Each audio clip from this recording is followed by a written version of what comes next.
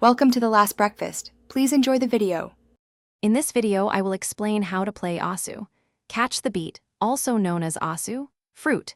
This rhythm game challenges you to catch falling fruit to the beat of music. Your goal is to collect every piece of fruit that drops from the top of the screen. You control a small character, the catcher, at the bottom.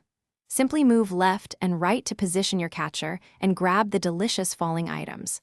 It's a fun and engaging way to test your reflexes. As fruit falls, you'll encounter various types.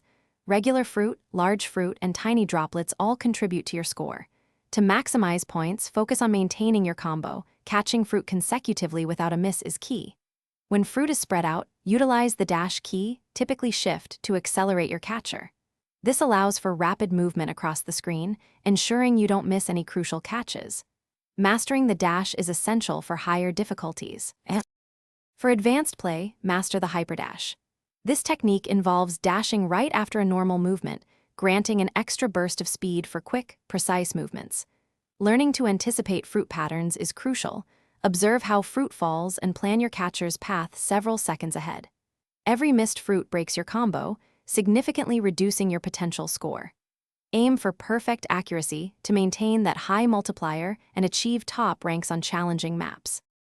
To truly excel at Asu, consistent practice is your best friend.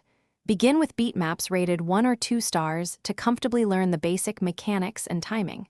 Gradually increase the difficulty as your skills improve. Watching replays from highly skilled players can also provide invaluable insights.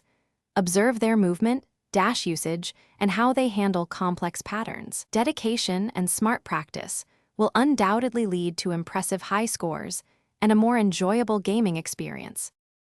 Thanks for watching. If this was helpful, leave a like and consider subscribing. See you next time.